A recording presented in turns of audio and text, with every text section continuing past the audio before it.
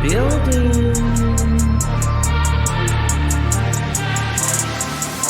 High priestess in the building, didn't let my fears kill me. Transmuted my pain in that cleanse in the rain. Down out, I was worth it and I conquered my demons. I accepted my purpose and a goddess I became.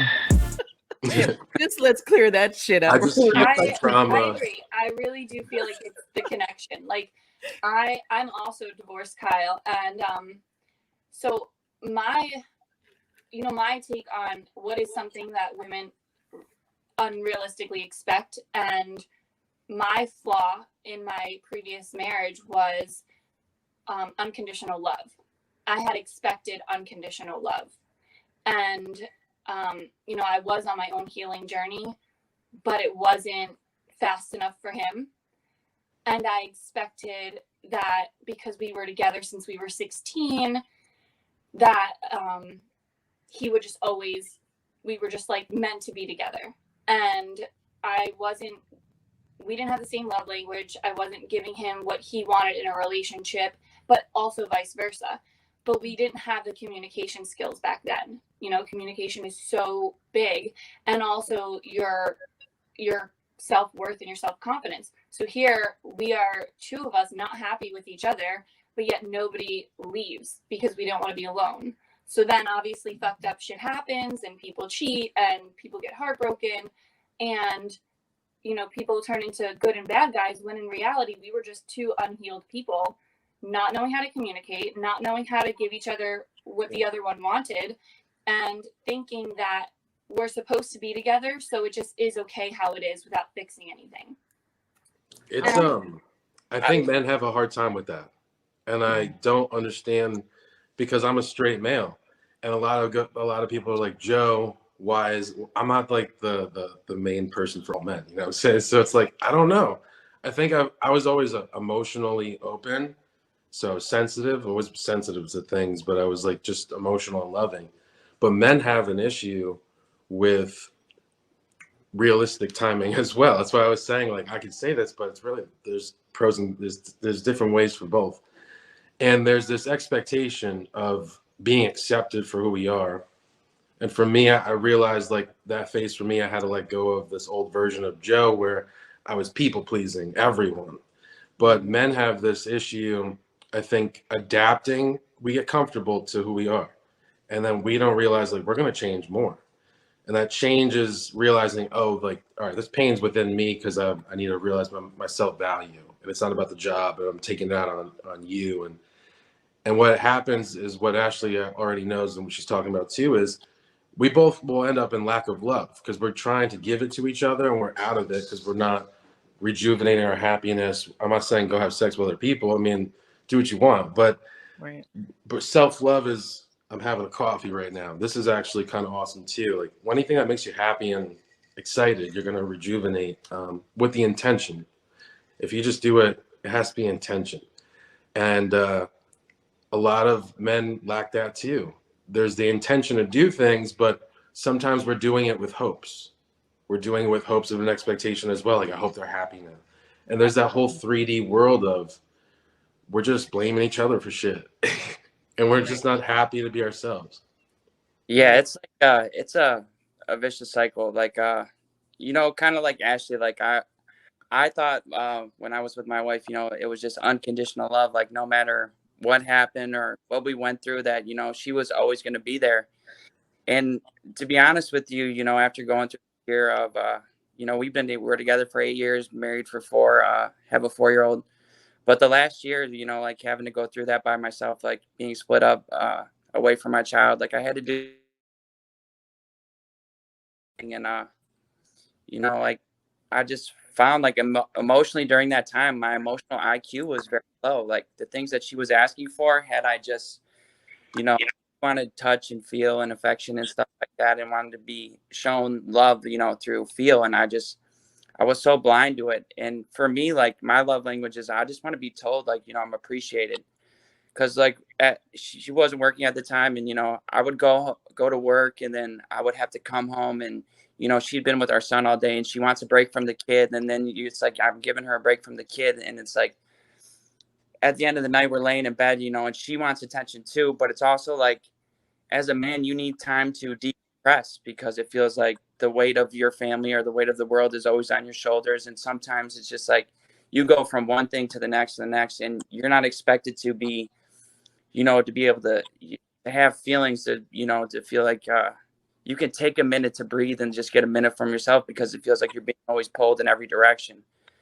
And, it was hard, and I used to get mad and, get in fights. And, the one thing I heard recently is, you never want to go to angry, or some people say it's better to sleep on it. But I think that we went to bed angry a lot near the end there. And we started to feel like two people that were sleeping in the same bed, just roommates really at one point. And it really we started to split apart. So, I mean, this last year, and you never really appreciate somebody till you lose them, they say. And, that's so true. But I just thought, no matter what happened, when I made those vows, till death do us part, I really meant that shit. I just, in today's world, I don't really, divorce rate is so high, I don't really know if those words really hold any value. And as far as like women looking for, the materialistic things, that's more of like a natural instinct that we all have in us. They want someone who's going to be able to provide, protect. So in the world of social media, it's kind of like brainwash people into saying like, this is the standard. This is what a good guy looks like.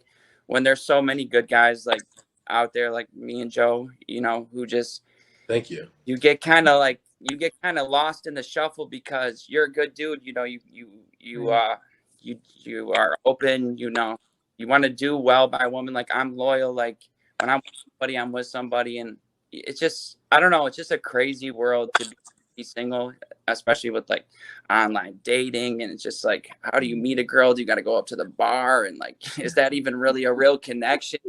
Right. I want to ask you guys something, because like Ashley made a point about how are you meeting these women, right? And the same thing I tell the women that, because I have more women clients than I have men. And one of my biggest things is, where do you think you're going to meet them? Amazon Prime is not going to deliver them, right? So one of the points that Ashley said is you have to be what you want, right? So that means living life, out hiking or doing what you like. You will find someone out there doing what you like, but you got to get out there. The bar is not the place. I don't give a fuck who you are listening. The bar is not the place. Most people in the bar, what is the bar? Like, let's look at it. Let's really look at it. What is the bar? Most women are out having their hot girl fucking night, right? They're getting, the concept and personality of someone in a bar versus someone hiking is very fucking different, right? So I think when it comes to dating, we got to take a step back and kind of ask ourselves, where am I really going? Where am I really putting myself? What community am I putting myself to find these good people? But my question to you guys is, do you think, because I know that women were sold a fantasy about relationships of this one soulmate forever and ever and always, right? Everyone wants to find that one person that you'll live forever with, which I've come to realize is not reality. For most people, it's not reality, right? Do you guys feel like you were sold that same fantasy as men? Absolutely. I think 100%, everyone yeah. has a different childhood, but for me, I'm grateful. I'm not complaining, but my parents stayed together. They got married at 21, 22. You see this in the movies too of marriage and love, and you're fed this subconscious belief. And that's actually, I'm glad you brought that up, because I changed a lot of what I think life is supposed to be with love and relationship completely around after that. Right. After not that realization, but relationships. So yeah, I do agree with that. Right. Yeah, I mean, I don't know any guy out there who is just having that is actually, thinks that having meaningless sex with a bunch of women is fulfilling, because it's not. I mean, everybody a fulfilling relationship with a woman, trying to build something with them. Right. And it's just like my parents were together, but my definition of, you get what your definition of love looks like by what your parents' relationship is. And, my parents at one point in time were just together for the kids. And, there's they're just together. And you think you know, they're in love with each other, but, you know, there's constant fighting and arguing, and it's a dysfunctional household. And you grow up and you take that with you, and you think that that is what love looks like. And that's not what love looks like. You know, sometimes men carry that into their next relationship. Right. Right. Yeah, I definitely agree with that. I felt like, you know, that fairy tale you meet in high school and they're the one and you're supposed to stay together. And I ended up staying in a relationship I wasn't happy in for 10 years because I also felt like I said, unconditional love. It doesn't matter what it's like. You choose each other. And I took a lot of unlearning and unconditioning to realize that that is not the case. Right. I think that's one of the biggest misconceptions in relationships, because we kind of set ourselves up for failure. We're in the experience until it's not going right. Right. We're in the experience until we're no longer aligned.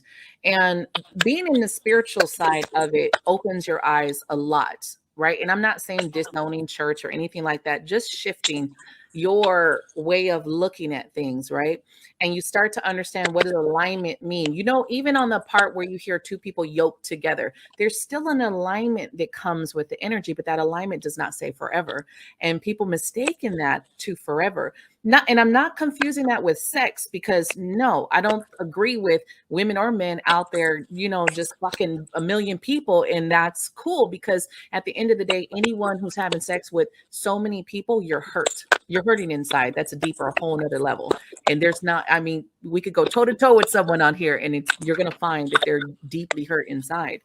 But when it comes to the relationship, it's like you do at some point have to realize that people are not property. And I think people go into more, this relationship is property, you're mine, versus we're aligned together in this experience. And let's just be happy for what it is. And when we're no longer aligned, be okay to walk away.